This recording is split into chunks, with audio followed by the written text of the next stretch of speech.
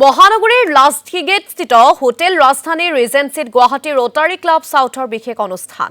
প্ৰতিখন শুকুৰবাৰে ৰোটাৰী ক্লাবে অনুষ্ঠিত কৰে মত বিনিময় অনুষ্ঠান। উক্ত মত বিনিময় অনুষ্ঠানত সাংবাদিকতা আৰু সাংবাদিকৰ প্ৰতি অহা প্ৰত্যাহ্বান বিষয়লৈ বক্তৃতা আগবঢ়ায় অসমীয়া প্ৰতিদিনৰ সহযোগী সম্পাদক প্ৰকাশ মহন্তই।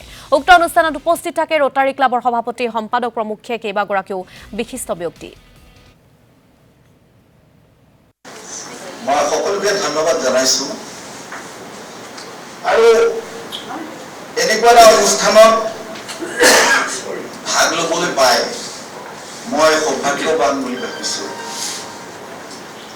কিয়নো ছাত্ৰ অৱস্থাৰ পৰাই মই লায়ন্স ক্লাব, ৰোটাৰী ক্লাব আৰু লিঅ' ক্লাব এই তিনিটা ক্লাবক ছ'চিয়েল এক্টিভিটিৰ সৈতে তেওঁলোকৰ সম্পৰ্ক আৰু young to old age person এই গোটেইখিনিক জড়িত কৰাৰ এটা প্ৰয়াস মই দেখিছিলোঁ।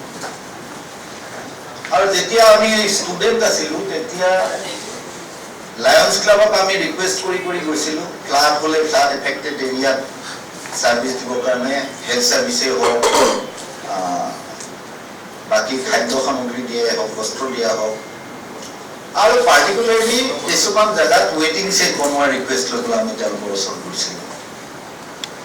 একেদৰে ৰোটাৰী ক্লাবৰ ওচৰত গৈছিলোঁ। মোৰ এজন ভাইটি নগাঁও লায়ন্স ক্লাবৰ এতিয়াও সিহঁতে কিবা কিবি কৰি থাকে, মোলৈ নিউজ পঠিয়াই। তেওঁলোকৰ এক্টিভিটি লায়ন্স ক্লাবৰ সমান্তৰালভাৱে ৰোটাৰী ক্লাবো গৈছিল, চলি আছে এতিয়ালৈকে। কিন্তু লিঅ'ৰ এক্টিভিটিটো মই বহুত কমিব বুলি ভাবিছোঁ। লায়ন্স ক্লাবৰ আগৰ পজিশ্যনত নাই। ৱেটিং ছেটবিলাকত দেখিলেই লায়ন্স ক্লাবটো মনত পৰে আৰু নিজৰ আপোন লাগে। ৰোটাৰীৰ এটা সম্ভৱ বেংকুৱেট হল কাছাৰীৰ ওচৰত আছে, তাত এটা কিবা অনুষ্ঠানত মই গৈছিলোঁ আৰু নগাঁৱৰ ৰোটাৰী মেম্বাৰ সকলৰ লগত